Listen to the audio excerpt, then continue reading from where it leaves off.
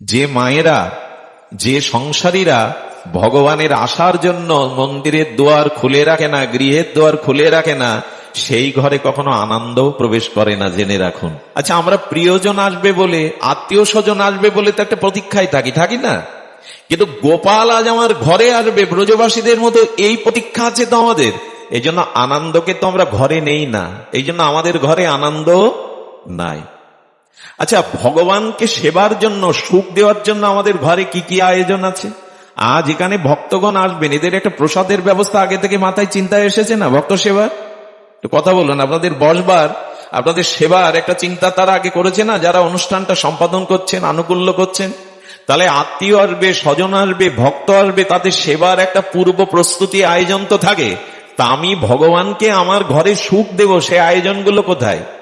আয়োজন তো সব আমার জন্য, ভালো খাট, ভালো আলমারি, টেলিভিশন, ফ্রিজ, যা কিছু ওর মধ্যে সব তো আমাদের পরিবারের সুখের জন্য। ওখানে ভগবানকে সুখ দেওয়ার জন্য কি আয়োজন? বইনে চিনি, বাতাসা? আপনার ফ্রিজটা খুলে দেখুন তো, আপনার সন্তানাদি আপনার জন্য কি আয়োজন রেখেছেন। এতে আশা করেন কি করে যে ভগবান আমাকে সুখ দিকে, এই সংসারটা আনন্দে ভরে যায়? তার সুখের জন্য কি চেষ্টা ভরে রেখেছেন ঘরে, যে আপনি সুখ চাইবেন? কারণ সুখ অর্থ দিতে পারে না, সুখ কোন সামর্থ্য দিতে পারে না। কৃষ্ণ বিনা সুখ দিতে নাহি অন্যজন। সূর্য ছাড়া জগতের অন্ধকার দূর করার ক্ষমতা আছে অন্য কারো? আচ্ছা, রাতে যদি আপনি সব বৈদ্যুতিক বাল্ব জ্বালিয়ে দেন, সমস্ত বনগুলোতে আগুন জ্বালিয়ে দেন, সমস্ত হিমালয় পর্বতে দাও দাও করে আগুন জ্বালান, আর যদি অসম্ভব, যদি ধরে নেই 100টা চাঁদ আকাশে ওঠে, রাত ছাড়া তাকে দিন বলবেন? কথা বলুন, দিন বলা যাবে? কেন? সমস্ত পৃথিবীর আলো জ্বালিয়েছেন, সমস্ত জঙ্গলগুলোয় আগুন ধরিয়ে দিয়েছেন, পাহাড় পর্বতে আগুন জ্বালিয়ে দিয়েছেন। অসম্ভব যদি 100টা চাঁদ ওঠে, তবুও সেটা রাত, দিন হবে না। কারণ দিনমণি সূর্য না উঠলে রাতের সংজ্ঞা ঘুচবে না।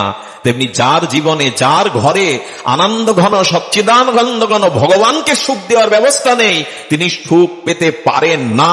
এটাই হলো সিদ্ধান্ত। কৃষ্ণ বিনা সুখ দিতে নাহি অন্যজন, থাকিলেও বিদ্যা কোটি, উচ্চকুলে জনম। কলির ব্যাস অবতার বৃন্দাবন দাস ঠাকুরের এই পরম স্বর্ণাক্ষরে লেখা তার পয়ার, তুমি বিদ্বান হতে পারো, কোটিপতি হতে পারো, কৃষ্ণ ছাড়া সুখ পাবে না। এখন সেই সুখকেই ছেড়ে অসুখকেই সুখ ভাবছি, এটাই আমাদের বিকার, এটাই আমাদের রোগ। খুব খুব কঠিন রোগ হলে রোগের বিকারে ভুল বলতে থাকে, আমার কোনো ওষুধ দরকার নেই, ডাক্তার দরকার নেই, আমার কিছু হয়নি। কঠিন রোগের বিকারে ভুল বকতে থাকে রোগী, আরে আমি ইঞ্জেকশন নেব না, আমার রোগ হয়নি। তেমনি আমরা অসুখকে, নিরানন্দকেই আনন্দ ভেবে জড়িয়ে ধরেছি। রাস্তায় যেতে গিয়ে অন্ধকারে যেমন রঞ্জু দেখে সর্বভ্রম হয়, একটা দড়ি পড়ে আছে, অন্ধকারে সাপ ভেবে চিৎকার করে হাত পা ভাঙলাম দৌড়াতে গিয়ে। আমাদের অবস্থা তাই, যার থেকে সুখ বা আনন্দ পাই তাকে জড়িয়ে ধরেনি, যার থেকে নিরানন্দ পাই আমি তাকেই জড়িয়ে ধরেছি। একটা প্রমাণ আপনাদের একটু জানাই, যাদের বয়স 50-60 বা যাদের বয়স 40, সারাটি জীবন আপনি পরিবারকে মন দিতে চেয়েছেন, ওদের সুখ দিতে চেয়েছেন, ওদের আনন্দ দিতে চেয়েছেন, ওদের মনের মতো হতে চেষ্টা করেছেন, পেরেছেন আজ পর্যন্ত? আচ্ছা, সংসারকে সুখ দেওয়া, সংসারকে আনন্দ দেওয়া, সংসারকে রাজি করা সহজ না ভগবানকে আনন্দ দেওয়া, ভগবানকে সুখ দেওয়া সহজ? কোনটা?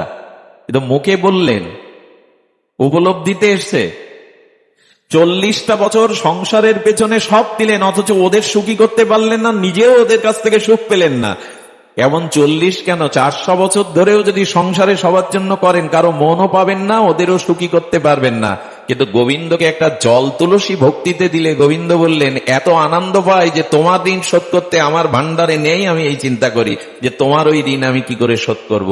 ভগবানকে রাজি করা, ভগবানকে আনন্দ দেওয়া, ভগবানকে প্রসন্ন করা সহজ, সংসারকে প্রসন্ন করা সহজ নয়। কিন্তু লেগে রয়েছি কার পিছনে?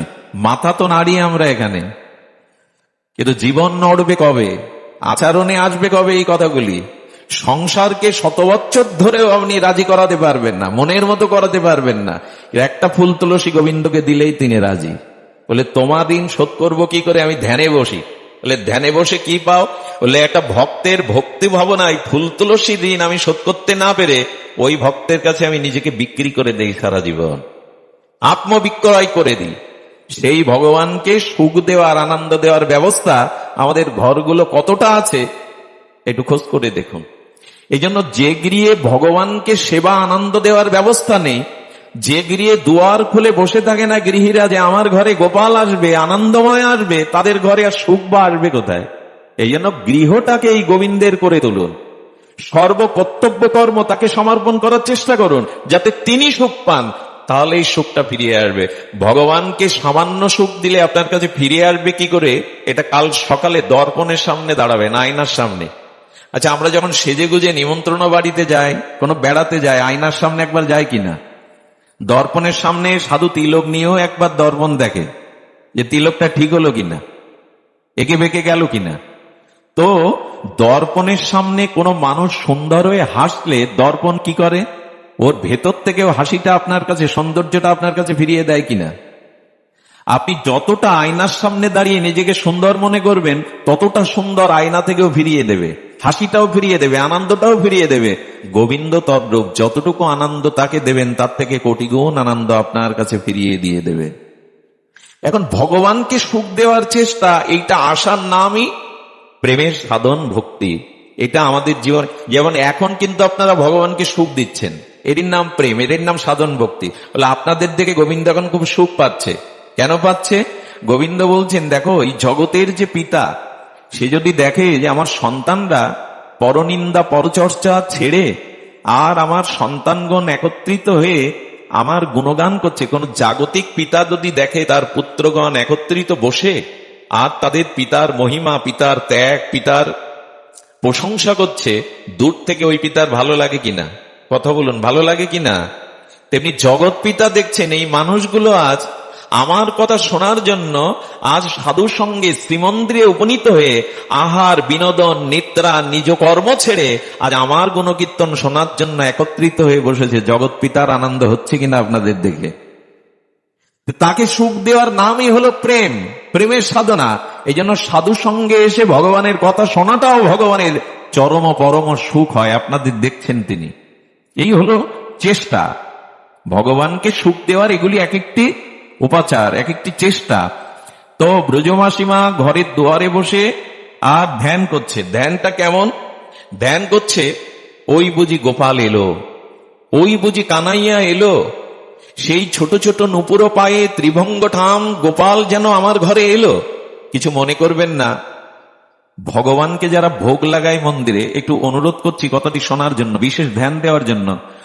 ভগবানকে যারা বা ঠাকুর ঘরে যারা ভগবানের ভোগ নিবেদন করেন, শুধু ঘন্টা নাড়লেই এতৎ সম্প্রদান না, এতৎ দধিপতায় শ্রীকৃষ্ণায় নম এরকম বললেই যে ভগবান গ্রহণ করবেন, এরকম না। ওইখানের অনুভূতি আসা উচিত। আর অদ্বৈত ভবনে শান্তিপুরে পুরন্দরের ঘরে প্রভু এলেন, নিতাই চাঁদ এলেন। আর নিতাই চাঁদের চরণ, শ্রী গৌরাঙ্গের চরণ বিধৌত করে শুভ্র বস্ত্রে বসতে দিয়ে নূতন আসন দেয়া হলো। প্রসাদের থালাটা স্বর্ণ থালা, স্বর্ণ গেলাসে তুলসী দল গঙ্গা জলে দিলেন। সেই প্রসাদগুলো আপনি দেখছেন কি কি দিয়েছেন, আর দেখছেন যে গৌরহরি সদা হাস্যোজ্জ্বল বদনে ওটি মুখে তুলে দিচ্ছে নিতাই চাঁদের। এইভাবে ধ্যানে ভগবান এসেছেন, এই আহার উপচার গ্রহণ করছেন, এরূপ ভাবনা ভাবতে হয়। এরকম ভাবনা ভাবগ্রাহী জনার্দন ভাব গ্রহণ করেন, ওই বস্তুর সাথে ভাব প্রীতিটা মিশিয়ে দিলে তবে পান। কিন্তু আমাদের দুর্দশা কি জানেন? আচ্ছা, আপনি আমি যখন আহার করি 20 মিনিট আধা ঘন্টার আগে আহার সম্পন্ন হয়, কিন্তু ভগবানকে ভোগ দেই 10 মিনিটে। গরম আছে কিনা, ওইটা সেবা উপযোগী হয়েছে কিনা দেখাতে পারলেই হলো। এই অনুরাগে তাকে আনন্দ দেওয়া যায়? আমি অনেক জায়গায় দেখেছি ওটা ধোঁয়া উঠছে, সেবার উপযোগী না, কিন্তু সময় চলে যাচ্ছে, তাড়াতাড়ি ঘন্টা নেড়েই দিয়ে দেওয়া হলো। আমার বেলায় আধা ঘন্টা, তার বেলায় 10 মিনিট। এগুলো এর দ্বারা আর যাই হোক তাকে সুখ দেওয়া যাবে না। খুব হিসাব করতে হবে প্রভু এতে সুখ পাচ্ছেন কিনা। কেমন জানেন ভক্তের অনুভব? বিষ্ণুপ্রিয়া দেবীকে নিয়ে বাসর ঘরে প্রবেশ করছেন গৌরহরি। ওইখানে আর কেউ নেই। আপনারা প্রত্যেকেই জানেন প্রিয়াজিকে আঘাত লেগে চৌকাটে তার পা কেটে যায়, একটা অঙ্গুলি থেকে রক্ত ঝরতে থাকে। ওইটা মহাপ্রভু অঙ্গুলি দিয়ে চেপে ধরেছিলেন। আচ্ছা, এই দৃশ্য তো কেউ জানে না, কিন্তু লোচন দাস 15 দিন 2 সপ্তাহ পরে লিখেছে প্রিয়াজির চরণে খুব ব্যথা বেজেছিল সেই দিন। আচ্ছা, উনি দূর থেকে এটা বুঝলেন কি করে, দেখতে পেলেন কি করে? এটা তার তো দেখার কথা না, লোচন দাস ওই সময় ছিল না। অর্থাৎ এত গৌরগত প্রাণ হয়ে গেছে, দূর থেকে উনি দেখতে পাচ্ছেন গৌর লীলায় কি কি ঘটছে। কতটা তৎগত প্রাণ হলে বিষ্ণুপ্রিয়া দেবীর আঙুল কেটে ব্যথা বা রক্ত ঝরছে, ওটা লোচনদা দূর থেকে টের পেয়েছেন।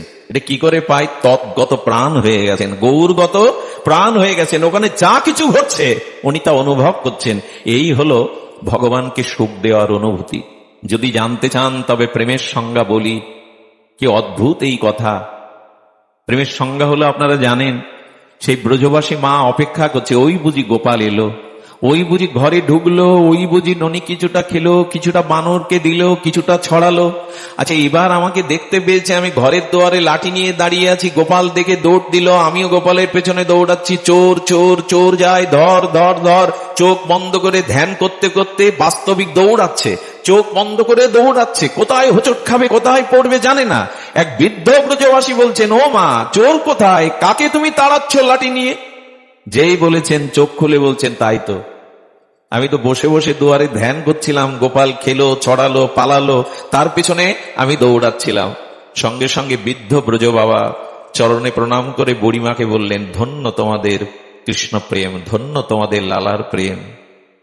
কোথায়? ধ্যানে ছুটে চলেছেন, ধ্যানে ছুটে চলেছেন। এগুলি প্রেমের সংজ্ঞা। সর্বদা নয়নে মনে চিন্তনে অনুধ্যানে সেই মূর্তি, সেই সুখ ভাবনা, এটা একদিনে হবে না, এক জন্মেও হবে না। মহতের কৃপা হলে ধীরে ধীরে ধীরে ধীরে আমাদের এই অভ্যাসগুলো চিন্তা করতে হবে, ভগবান কি করে প্রসন্ন হন, ভগবান কি করে আনন্দ পান। আর এটি বোঝবার জন্য একটা দৃষ্টান্ত দেখুন। একটাই মাত্র সত্য, আমি হাত জোড় করে কথাটা আপনাদের হৃদয়ে নেওয়ার অনুরোধ করছি, নিবেদন করছি। একটাই উপায়, সেটা সরল হন। সরলতা না হলে প্রেমের রাজ্যে প্রবেশ তার নাই। ভগবান প্রাপ্তি একমাত্র সত্য হলো সরলতা, যেটা আজকের পৃথিবীতে বড় দুর্লভ হয়ে গেছে। সমাজ ব্যবস্থাটা এমন হয়ে সাজিয়েছে, এখানে কঠিন না হলে, এখানে চালাক না হলে আপনি এক পাও ফেলতে পারবেন না। আজ পারিপার্শ্বিক ব্যবস্থা, সামাজিক অবস্থা এমন জায়গায় দাঁড়িয়েছে, একটা পা ফেলতে গেলেও আপনাকে কঠিন বুদ্ধি দিয়ে পা ফেলতে হবে, নাহলে আপনি পড়ে যাবেন ফাঁদে। এই জন্য সরলতাটা হারিয়ে যাচ্ছে বর্তমান সময়ে। কিন্তু ভগবান প্রাপ্তির উপায় হলো সরলতা। আর সরলতার দৃষ্টান্ত ব্রজে চলুন। আমি দাপারের ঘটনা বলবো না, তিতার ঘটনা বলবো না, মাত্র 70-80 বছর আগে বৃন্দাবনের একটা ঘটনা শোনায়, বাস্তব শুনুন। আমাদের শ্রীধাম বৃন্দাবনে বাবাজি মহারাজ প্রতিদিন হরিকথা বলতেন। ব্রজের তো হরিনাম হরিকথা সেবায় তাদের অর্চনী, তাদের একমাত্র, আর সকল কিছুর তাদের এই নিবেদন। বসে বসে পাঠ শুনতেন। ওখানে এক 18-19 বছরের এক সরল যুবক আসে। ঠিক এত সরল, তার নাম দিয়েছেন ওই আশ্রমের অন্যান্য ভক্তরা ভদু। যারা বোকা সরল হয় তাদের এরকম এক একটা নাম পেয়ে যায়, নাম দিয়েছেন ভদু।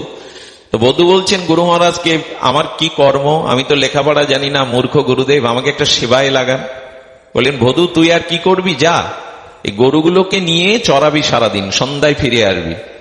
আর শোন, এই গরু চড়ানোটা ব্রজধামে সাধারণ কাজ নয়, কারণ আজও বলরাম এবং কানাই আজও বৃন্দাবনে গাভী চড়ায়। তোর একটা সুবিধা কি জানিস, তুই এই গাভী চড়াতে চড়াতে কখনো তোর লালাদির সাথে দেখা হয়ে যাবে, তিনিও তো নিত্য গাভী চড়ান। সরল কারা জানেন? সরলের সংজ্ঞা কারা? যা কিছু যারা শুনবে ওই কথাতে দৃঢ় বিশ্বাস আসার নামই হলো সরলতা। ওই যে বলে দিল গুরুদেব, ওই কথায় বর্ষির মতো আটকে গেছে তার বিশ্বাস। সরলতা তাকেই বলে, গুরু যা বলছেন সে কথায় নিজের যুক্তি তর্ক বুদ্ধি বৃত্তি না খাটিয়ে ওটাকেই বিশ্বাস করার নাম হলো সরল। মানুষ তো সবার কথায় বিশ্বাস করে, তাই না? আমরা সরলের কিন্তু সংজ্ঞা দেই, সবার কথাই বিশ্বাস করি, এত সরল হলে চলে? তার মানে যে যা বলে সেই কথাতে বিশ্বাস আসার নাম হলো সরলতা। গুরুদেব বলে দিয়েছেন। আর ও কি করে জানেন? গাভীগুলিকে বৃন্দাবনের বনরণ্যে ছেড়ে দিয়ে অপেক্ষা করে। গুরুদেব যখন বলেছেন তো রাখালিয়া হয়ে তো গোপাল আসেন, ওই দিকেই তাকিয়ে থাকে। ওই বুঝি নন্দালয়ের দিকে তাকিয়ে থাকে, ভান্ডির মনে তাকিয়ে থাকে, ওই বুঝি গোপাল এলো, ওই বুঝি গোপাল এলো। সন্ধ্যাবেলায় গাভীগুলো নিয়ে আসে আর মনে মনে বলে, কই তুমি এলে কই? গুরুদেবের কথা তো মিথ্যা হতে পারে না। শ্রী গুরুদেব তো বলেছেন তুমি গাভী চড়াতে আসো, আমি সাধন জানি না বলে, মন্ত্র জানি না বলে, আমি খুব বোকা বলে, ভদু বলে, সরল বলে তুমি আমায় দেখা দেবে না। এভাবে প্রতীক্ষা করতে করতে তার নয়নে জল পড়ে। আর খাওয়া না, দাওয়া না, ওই কখনো গুরুদেব যা দেয়, ওই যে প্রসাদ আদি আসে, ওটা ফিরিয়ে নিয়ে যায়। এই ব্যাকুলতা, এই উৎকণ্ঠা, কারণ সরল যারা হয় তারা দেখবেন সংসারের চিন্তা, আয়ের চিন্তা খুব বেশি করে না। কারণ সরলতার ভার ভগবানই নেন। যোগক্ষেম বহম্মহম যোগক্ষেবম বহম্মহম, একমাত্র সরলতাই ভক্তদের, গোবিন্দ এটা গ্রহণ করেন। ওর খাওয়ার চিন্তা নেই, নাওয়া নেই। গাভীগুলোকে বনরণ্যে, বৃন্দাবনের বন অরণ্যে ছেড়ে দিয়ে আর প্রতীক্ষা করতে করতে তীব্র উৎকণ্ঠা, তীব্র ব্যাকুলতা জাগলো, কই তুমি তো এলে না। একদিন সারাদিন বললেন আজ থেকে আমি জল প্রসাদ খাওয়াই ছেড়ে দেব তুমি যদি না আসো। এই করে 2 দিন মুখে কিছু দেয়নি। গোবিন্দ চিন্তা করলেন আর নয়, এ জাতীয় অপেক্ষামান সরল ভক্তের কাছে ভগবান চিরদিন সুলভ। সরল ভক্তের নিকটে দাদা বলরাম এবং শ্রী কানাইয়া রাখালিয়া আর সেই মুরলীধারী সাক্ষাৎ প্রকট লীলাতে ওর সামনে এসে হাজির হলেন। আর সেই রূপমাধুর্য দর্শন করেই বললেন, যাকে বলে দিয়েছিলেন গুরুদেব নিশ্চয়ই এই সে গোপাল। এমন রূপ কারো হয়, এমন ভঙ্গিমা কারো হয়, এমন উজ্জ্বল বর্ণ কারো হয়। এই শোনো শোনো, কি তোমার নাম? বললেন আমার নাম কানাই, এই আমার দাদা বলাই। বলে হ্যাঁ, তোমার কথাই তো গুরুদেব বলেছিল। আচ্ছা, তোমার জ্ঞান নেই, কাণ্ড জ্ঞান নেই, আমাকে এতদিন এভাবে কাঁদিয়েছো, অপেক্ষা করিয়েছো, কেন এতদিন আসনি? এটাই ভগবান ভালোবাসেন। কেন এতদিন আসনি? গুরুদেব তো মিথ্যা বলেনি। তুমি প্রতিদিন এই ভান্ডির বনে আছো, গোচারণ করতে আসো, আমাকে কেন এই প্রতীক্ষা করালে? গোবিন্দ তখন সরলতায় হাত ধরে বললেন, বড় ভুল হয়ে গেছে, আর হবে না। তবে শোনো, আজ থেকে তুমি আমার বন্ধু। আমি গল্প শোনাতে ব্যাসপীঠে বসিনি আপনাদের। এই সরলতার কাছেই, এই প্রতীক্ষামান সরল ভক্তের উৎকণ্ঠার কাছেই ভগবান ধরা দেন। ভগবান বললেন আজ থেকে আমি তোমার সখা হলাম, প্রতিদিন দেখা হবে, আর তোমাকে কাঁদাবো না, আর তোমাকে অপেক্ষা করাবো না। নিত্যলীলায় দর্শন চলতে লাগলো। একটা কথা বলি, কুড়ে ঘরে যদি হস্তি প্রবেশ করে না হাতি, সেই ঘর কি আর থাকে? নড়ে চড়ে ভেঙে যায়। ভগবত দর্শনের পরে মানুষের অঙ্গভঙ্গিমা, তার চোখের দৃষ্টি, তার ভাব বদলায়। গুরুদেব দেখতে লাগলেন ভদু তো আগের মতো নাই, ওর দিকে তাকালে এত আকর্ষণ আসে কেন? ওর নয়নের ভাষাটা এরকম হয়ে গেছে কেন? ওকে দেখলে তো আগের মতো মনে হয় না। আচ্ছা, শ্রী গুরুদেবকে আশ্রমের ভান্ডারী যিনি, তিনি বললেন আসলে ভদুর পেছনে কিছু ওইরকম ওর মতো বোকা কিছু ছেলে, ও যা নিয়ে যায় প্রতিদিন প্রসাদ 2 গুণ 3 গুণ করে নিয়ে যায়। কাকে খাওয়াই শুনুন তো? গুরুদেব ডেকে বলছে, কি রে ভদু, এত প্রসাদ কাকে দিস? বলে কেন, আপনি তো কানাইয়ের কথা বলেছিলেন, দাদা বলাইয়ের কথা বলেছিলেন, তারাই তো ভাগ করে একসাথে খায়, ও তো আমার বন্ধু হয়ে গেছে। গুরুদেব দেখলেন ও মিথ্যা বলতে শেখেনি, ওর চোখের ভাষা কিছু আলাদা। ভদুরে সত্যি কিছু ঘটল না তো? আচ্ছা, কানাইয়া আসে বলল, হ্যাঁ আপনি বর্ণনা করেন না, তার থেকে সুন্দর সে। আরে তার দিকে চোখ দিলে তো নয়ন ফিরানো যায় না। গুরুদেব বুঝতে পারলেন তার চোখের ভাষায়, তার অনুভূতিতে কিছু একটা ঘটেছে। আচ্ছা, কাজ কর না, তুই তোর বন্ধুকে সকালকে আশ্রমে নিয়ে আয় না, কাল দুপুরে এখানে প্রসাদ পাবে, যা নিয়ে আয়। পারবি? বলি এ আর সহজ কি, বন্ধুকে আনতে পারবো না তোমার এখানে? আমি কথা দিচ্ছি কাল দুপুরে এখানে আনবো আমি। সকালে গিয়ে বলছে, শোনো বন্ধু, শোনো সকা, আজ এই প্রসাদটা যে ভাগ করে খাচ্ছে, আমি তোমাকে খাওয়াচ্ছি, এটাও গুরুদেবের দেওয়া। আর আমি যে এই গরু চড়াতে চড়াতে তোমার দেখা পেয়েছি, এটাও গুরুদেবের কৃপা। আজকে দুপুরে কিন্তু গুরুদেবের আশ্রমে ভিক্ষা পেতে হবে, গুরুদেব বলে দিয়েছেন। সঙ্গে সঙ্গে হাতটা ধরে, ভদুর হাতটা ধরে বলছেন গোবিন্দ, কানাইয়া বলছেন, লালাজি বলছেন, সবার কাছে আমি যাই না রে, সবাই আমাকে জানতে পারে না, দেখতে পারে না, তোর মতো সরল কজন বলতো? আমি ওখানে যেতে পারবো না, ওখানে আমার যাওয়া সম্ভব না। দেখুন প্রেম কাকে বলে, অনুরাগ কাকে বলে। তখন কি করেছে জানেন? যে রুটিটা ভাগ দিয়েছিল কানাইকে, ওই রুটিটা কেড়ে নিয়ে বলছেন, গুরুদেবের দেওয়া রুটি খাবে, অথচ তার কাছে তাকে দেখা দিতে পারবে না, এই রুটির ভাগ আমি তোমায় আজ থেকে দেব না। শোনো, যদি গুরুদেবের ইচ্ছা পূর্ণ না করো, আজ থেকে তোমার আমার বন্ধুত্ব খারিজ, আমি আর তোমার দিকে চাইবো না, যাও চলে যাও। ভগবান এই প্রেমটাই চান, এই ভালোবাসাটাই চান। যখন অভিমান করে রুটি কেড়ে নিয়ে অন্যদিকে ফিরে তাকিয়েছে, গোবিন্দ সব সহ্য করতে পারেন, তার কোন প্রিয় ভক্তের কষ্টকে তিনি সহ্য করতে পারেন না। দেখুন ভগবান স্বতন্ত্র।